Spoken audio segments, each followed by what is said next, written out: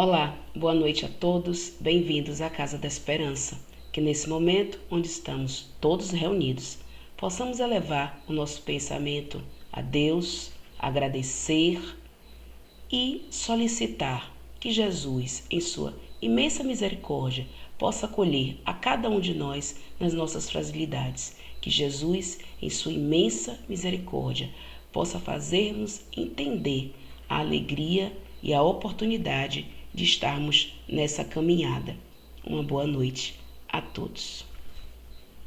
Hoje, dando continuidade ao livro Primícias do Reino, de Valdo Franco, pelo espírito de Amélia Rodrigues, nós estaremos no capítulo 12, o obsediado Geraseno, o obsediado de Gerasa. Nesse estudo da noite, a gente vai conseguir perceber a sutileza da interpretação e da visão de Amélia Rodrigues acerca de uma passagem dos evangelhos de Marcos, Mateus e Lucas, que é exatamente essa passagem do obsediado, mas sobre a ótica de Amélia Rodrigues, que é uma ótica diferenciada, uma ótica mais sutil e mais detalhada em alguns aspectos. Primeiramente, nós vamos ver como Amélia nos traz essa passagem. Ela fala em seu texto que Gerasa ficava num planalto, num lugar alto, mas que ela era uma cidade praiana, uma cidade litorânea. E as encostas negras e viciosas, surradas pelas virações marinhas, apresentavam-se lúgubres sem vegetação alguma. Descia de um solo ingrato, onde nada medra, à exceção de espinheiros e cardos silvestres. Então Amélia nos coloca já uma cidade um pouco estéril, né? Uma cidade onde não se brotava, onde não tinha solo fértil. E essa percepção dela se estende para o que a gente vai ver depois, que é a percepção de que não se brota a esperança, não se brota a fé, não se brota a salvação, onde não há solo fértil. No alto, uma quantidade de homens, mulheres e crianças alonga os olhos para aquele mar, que Gerasa era banhada pelo mar. E ao longo, eles olhando aquele mar, eles viam um barco deslizando suavemente, quase em silêncio, à semelhança de uma asa móvel sombreando as águas. Na polpa, ela nos fala, estava Jesus. Assemelhava-se a uma exclamação de dor. E Jesus, ela diz, fitava, olhava aquela terra agreste e nua e sentia o sofrimento das pessoas que ali habitavam. Amélia nos diz que durante muito tempo Jesus programou a visita àquelas terras sobre as montanhas de Bazã. Ele queria difundir as chamadas primícias do reino de Deus. E isso era a sua aventura, era a aventura de Jesus, sair pelo mundo trazendo a boa nova, mostrando a verdade e trazendo a sua visão do que deveria ser o homem, um ser espiritual. Para isso ele viera. Viver com o povo, sofrer as aflições do povo, mas sobretudo esclarecer e libertar o espírito do povo das grilhetas vigorosas da ignorância e da superstição. Então Jesus tinha esse objetivo, retirar o povo da ignorância e da superstição. Era para isso que ele evangelizava. O povo era o rebanho de Jesus, ela dizia. E para esse rebanho, Jesus veio dar vida. Era, todavia, necessário que nós, as ovelhas, pudéssemos reconhecer o pastor, a fim de que a gente, uma vez reconhecendo o pastor, a gente identifique sua voz e aí sim a gente possa segui-lo. Assim era o povo de Gerasa. Era essa oportunidade que o povo de Gerasa estava tendo. Mas Jesus já sabia, ela diz, que o povo não o compreendia. Gerasa não o recebera, embora houvesse no ar um tom festivo que anunciava a chegada preciosa de Jesus. Então, embora não houvesse os meios que hoje nós temos de comunicação, a ideia e a importância de Jesus era tão grande na região que se sabia, né? Que se sabia que Jesus iria visitar determinadas localidades. E ela vai dizendo no texto que o que é que fazia as pessoas de Gerasa? Que ela era uma cidade onde o comércio estava fundado na venda, no comércio, na criação e venda de suínos, de porcos, né? E que os comerciantes gerasenos, eles davam muita importância para essa vida comercial de Gerasa. Nesse ponto do texto, Amélia nos dá a impressão de que Jesus, lá daquele alto do mar, ele nem desce em Gerasa. E isso me intrigou na leitura do texto, por conta da passagem de Marcos, Lucas e Mateus, que fala que Jesus chega a Gerasa, que Jesus ele desce do barco. Mas vamos primeiramente ver a visão de Amélia. Gerasa os sugara com uma grande dor. E alguém pergunta na pequena planura daquele penhasco de onde fitava, de onde só olhava o barco no qual estava Jesus. E ela dá a entender que esse barco já estava indo embora. Ele nem chega em Gerasa. Quem era? E outro responde, nós não sabemos quem era. Mas o que ele queria nos falar? Será que ele nos trazia algo? Pergunta um. Não indagamos e nem mesmo os deixamos falar, diz outro. Mas o que ele desejaria conosco? A gente não pode nem atinar, a gente nem tem nem noção do que seria. Talvez tenha sido melhor expulsá-lo de nossos sítios, como o fizemos. Então aqui ela dá a entender que aquelas pessoas olham, né, não têm o contato com Jesus, não têm a aproximação física e espiritual com Jesus e mesmo sem saber quem era, ficou ali conversando e disse assim, foi melhor o que fizemos. Nós não os deixamos falar e foi melhor expulsar Jesus. E outra pessoa fala, talvez tenha sido realmente melhor. E como se voltassem a contemplar, a olhar aquela embarcação, que poderia agora ser considerada um ponto de tão longe que já estava da cidade, uma mulher sugeriu, nos diz o texto, parecia que era um rabi desses que andam pela Galileia. E outro pergunta, mas o que é que nos pode oferecer um rabi da Galileia? O que podemos afirmar, sim, são os prejuízos que ele nos deu. E outro pergunta, e onde se encontra o endemoniado? Porque existia alguém obsediado naquela cidade, isso todos sabiam. Vão lá e busquem ele, porque ele deve ter tido contato com esse homem e a gente vai perguntar para ele o que é que aconteceu. E aí um dos comerciantes de porcos fala assim, vamos ter cuidado, né? Porque nós já tivemos prejuízos, danos do dia são vultuosos. Hoje já tivemos prejuízo. Perdemos as nossas melhores varas, que é esse conjunto de porcos, né? Então perderam muitos porcos. Isso vai afetar a nossa economia. O doente, esse obsediado que a gente conhece, que atordoa Gerasa, ele já está curado, já está recuperado, não é mais problema, a gente não sabe nem porquê. É melhor deixemos-lo ir, ou seja, deixa esse homem que a gente não sabe quem é, que está lá em alto mar, é melhor que ele já se vá. E aí ela fala, o barco era quase um nada no mar, de tão longe que já estava. E aí o dia já começou a raiar na terra e dos penhascos de Gerasa já se avistava o outro lado do mar.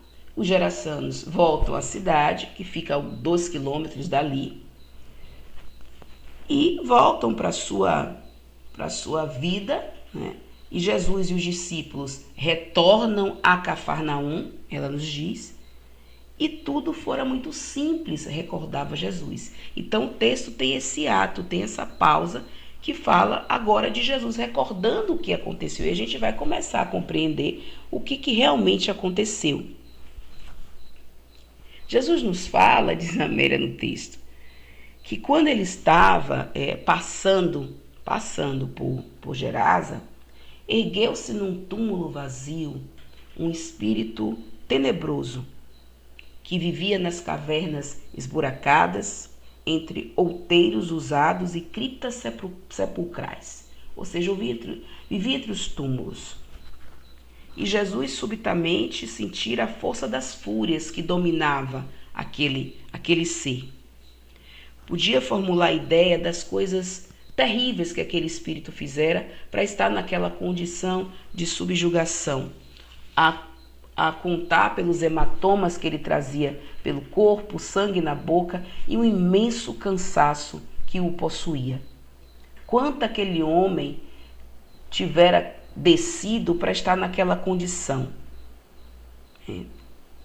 E Jesus e Amélia passa a nos contar como parecia aquele ser, que ele carregava nos pulsos e nos tornozelos pedaços de cordas imundas, elos de ferro, como os que atam e prendem os animais ferozes.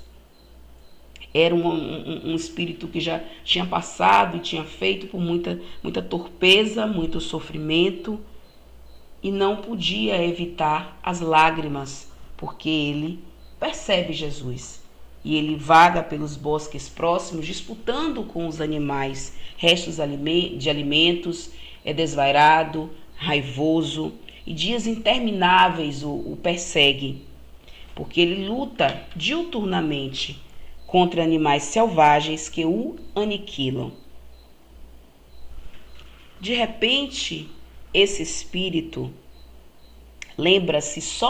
passa a lembrar somente de uma aragem fresca que o envolve e daqueles 2 olhos, os olhos de Jesus, os olhos tranquilos e bons que o banhara em amena harmonia. Então esse homem começa a sentir a presença de Jesus e fala: Senhor, que queres que eu faça? Nos diz Amélia. E Jesus simplesmente se volta e fala: volta para tua casa e conta quão grandes coisas Deus te fez. Aí o homem diz: mas eu não tenho ninguém, eu já fiz tanta coisa ruim, tanta coisa errada na vida que os meus, eles me odeiam. Eu os fiz sofrer muito. Deixe-me ir contigo, que te apiedaste de mim, que tivesse misericórdia, que me salvaste, né?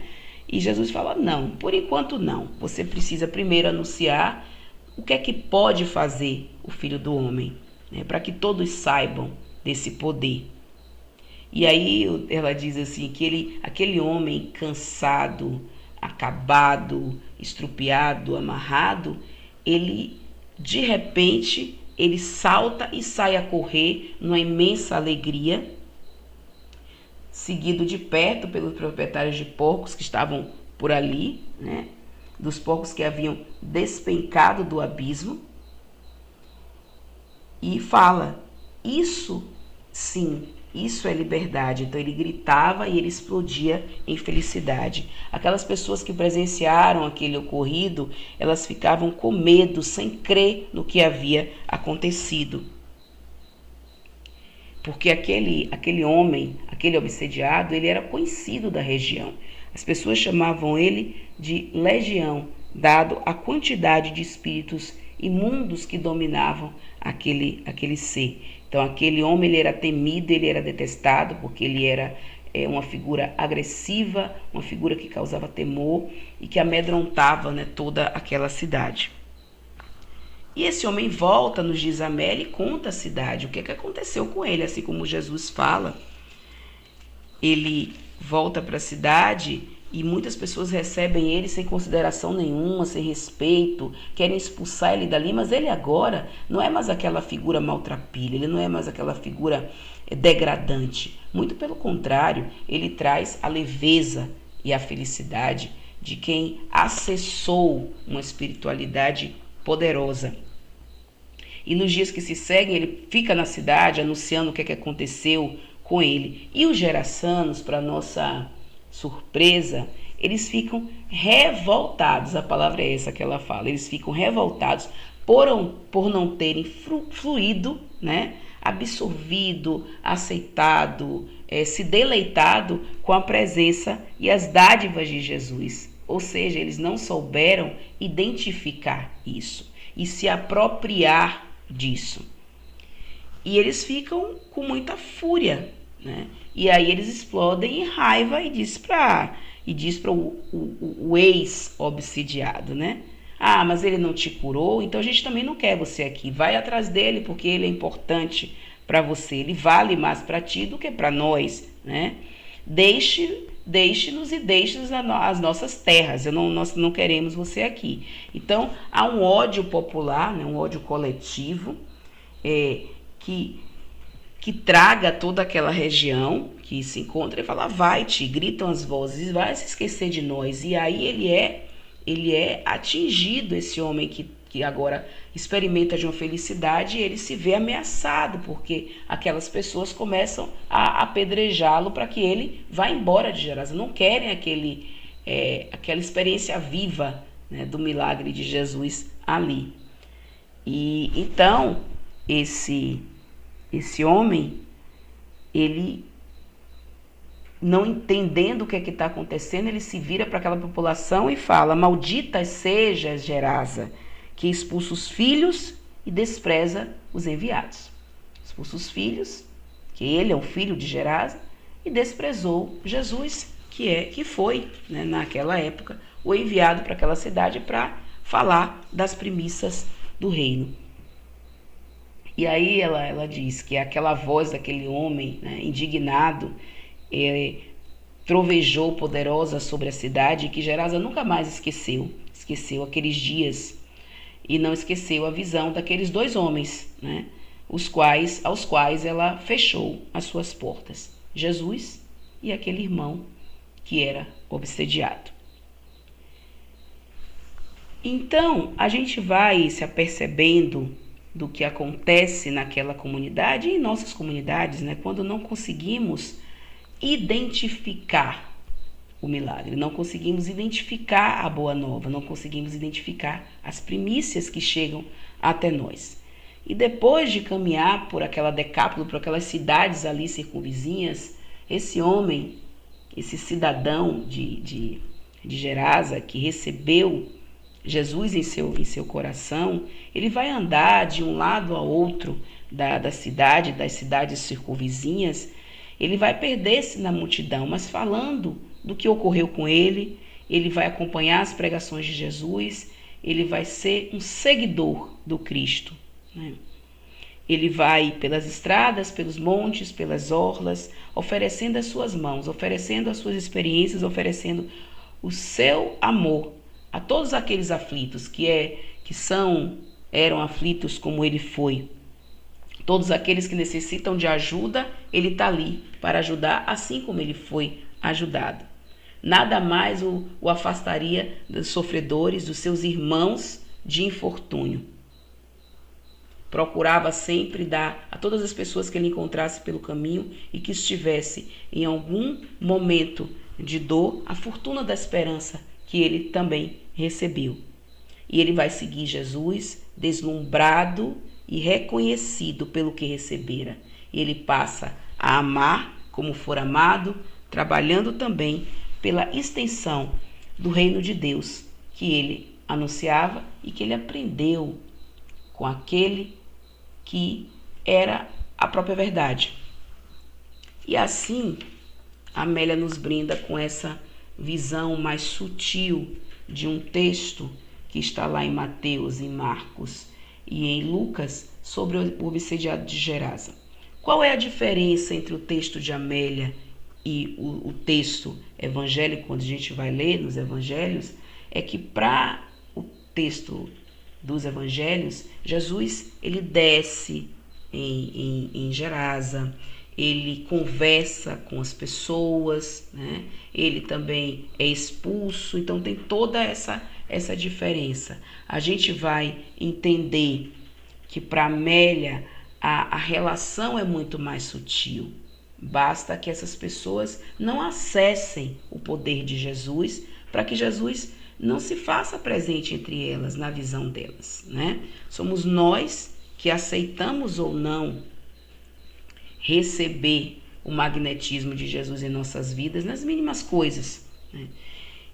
Isso me fez lembrar muito a história, um mito antigo escrito por Platão, que é o chamado mito da caverna. É um mito que foi escrito entre 385 a 380 a.C. E ele nos fala dessa cegueira, dessa incapacidade de perceber, né? dessa incapacidade de aceitar a verdade e a realidade, que tem muito a ver com a história, não desse obsediado de Gerasa, mas de toda uma comunidade de Gerasa, que é a seguinte: essa metáfora que foi criada pelo filósofo grego Platão fala sobre a condição de ignorância que nós vivemos, que é bem parecida com a condição de ignorância que vivia toda aquela cidade na época. Porque eles nos falam que os seres humanos, nós somos aprisionados nos nossos sentimentos, nos nossos sentidos, nas visões que criamos da nossa própria realidade. Mas como assim? Essa história é uma história de Platão, que ela está no livro chamado A República, que é um livro que fala sobre como gerir uma cidade, sobre política, sobre os governantes. São diálogos que foram escritos por Platão sobre conhecimento, sobre linguagem, mas principalmente sobre a educação para se construir um estado ideal, né? Um lugar ideal para se viver. E nessa conversa, que é a reprodução de um diálogo que Sócrates teria com Glauco, é uma conversa hipotética, onde Platão nos leva a imaginar mais ou menos assim. Sócrates fala para Glauco: imagine que nós temos homens prisioneiros, né, que foram aprisionados desde muito criança. Eles foram colocados e sentados de frente para uma parede em uma caverna no subterrâneo, são acorrentados pelos pés, pelas mãos, não conseguem olhar em volta, eles só olham para essa parede. Atrás deles tem uma fogueira, que é a fonte de luz, né? Eles não conseguem acessar também, mas eles só conseguem por ali por trás. Passam uma estrada que passam pessoas carregando objetos, levando carga, ou seja, há uma vida correndo atrás dessa fogueira. E por existir essa fogueira, toda essa movimentação que tem atrás, ela é projetada na parede em frente. Então, esses prisioneiros, eles só veem os reflexos e as sombras do que acontece. Então, eles vivem, crescem e vivem acreditando numa realidade de sombras, né? Daqueles desenhos, daqueles ecos, daqueles ruídos. E aquilo é o mundo para eles, é o mundo dentro dessa caverna. Aquelas sombras, elas têm voz, elas têm formas, elas vão e vêm, eles não sabem para onde, eles não sabem por quê. E isso é uma realidade para eles. Até que um dia, um desses prisioneiros consegue se desvencilhar dos grilhões. E a primeira coisa que vê ao levantar e virar é a fogueira. E aquilo, num dado momento, ofusca. Então ele vai andando por aquele ambiente da caverna e percebe que existem pessoas carregando coisas, passando de um lado para o outro. E vai percebendo também que tudo que ele viu e que os companheiros veem é a projeção daquela realidade, né, que existe.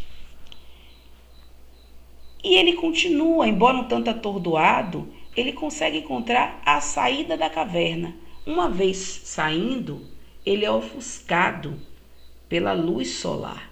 Imagina, ter crescido dentro de uma caverna, sobre sombras, e com uma luz artificial, que não é uma luz que não é a luz solar artificial, não, desculpa, mas que não é a luz solar.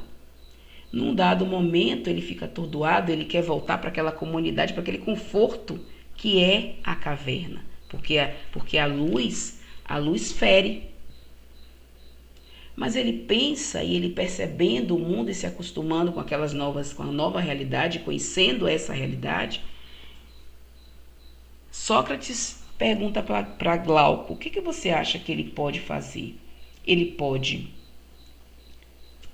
voltar pela misericórdia e dizer: olha, existe mundo, e trazer essa realidade para os seus companheiros, para que eles também percebam, se apercebam de onde vivem. Ou ele pode simplesmente viver no mundo, esquecer todo o seu passado e ser feliz deixando os outros lá.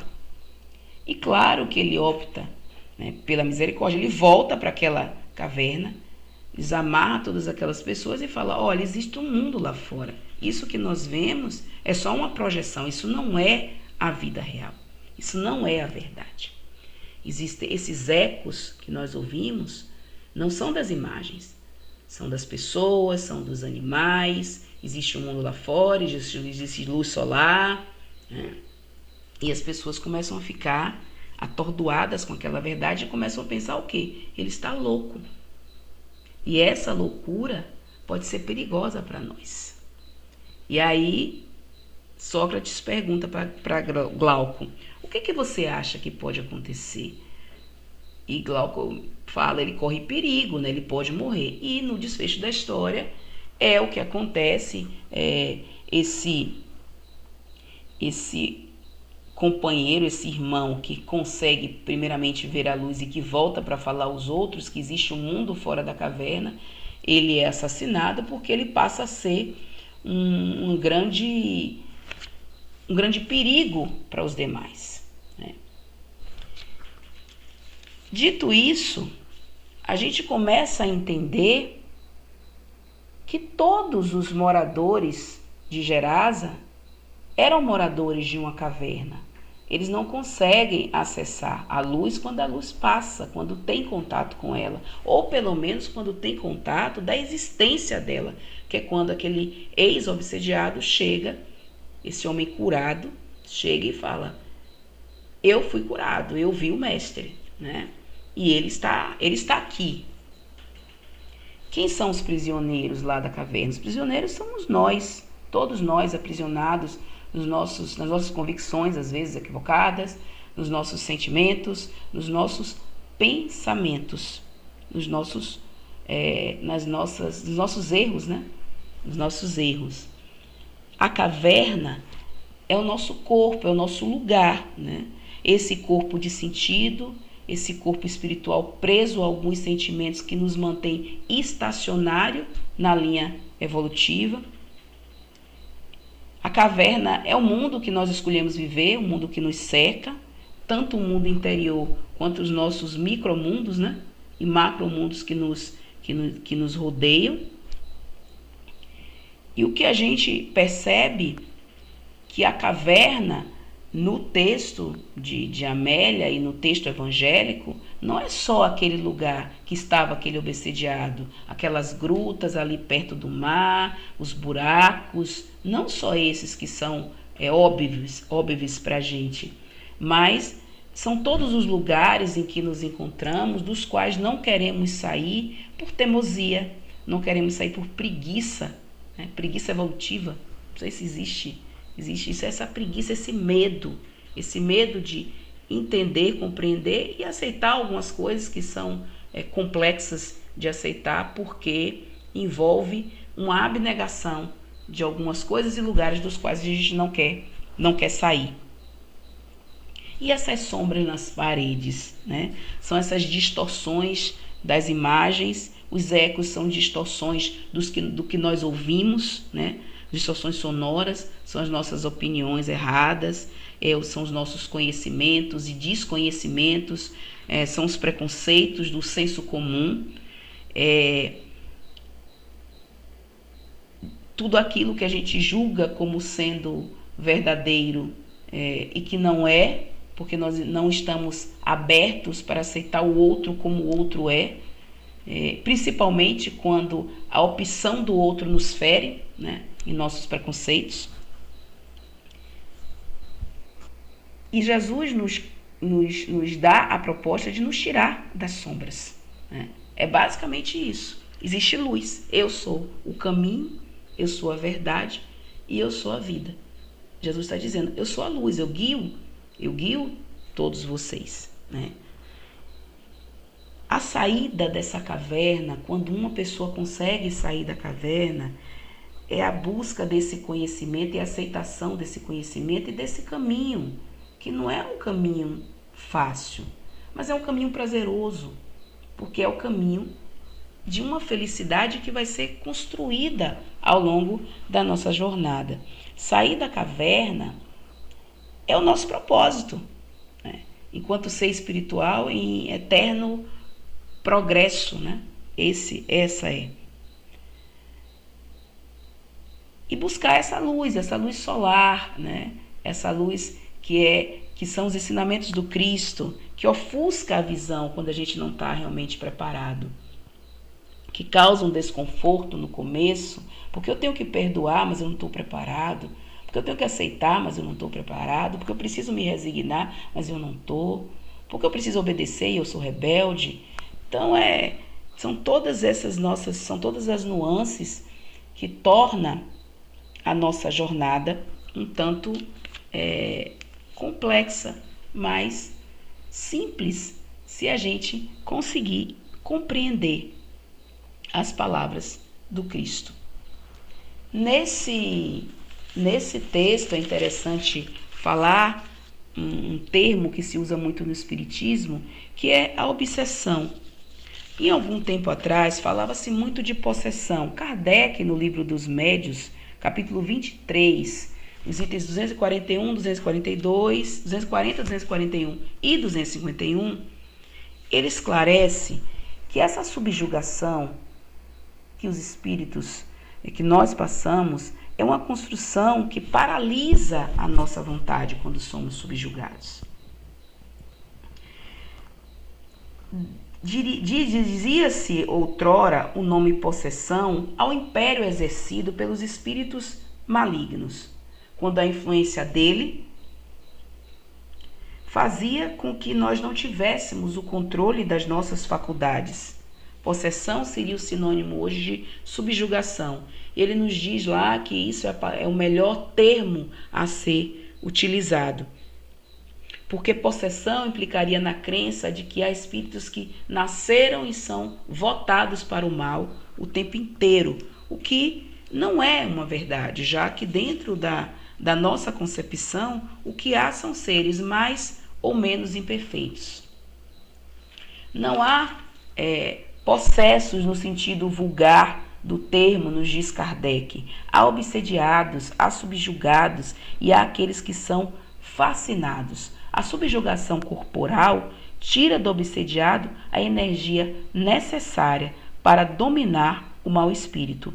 Por isso, é necessária a intervenção de um terceiro que tenha ascendência sobre esse espírito. A gente está falando isso para entender por que Jesus tinha um grande poder de expulsar o que naquela época se chamava de demônios, que hoje nós sabemos que são os espíritos que estão trabalhando na vibração do mal.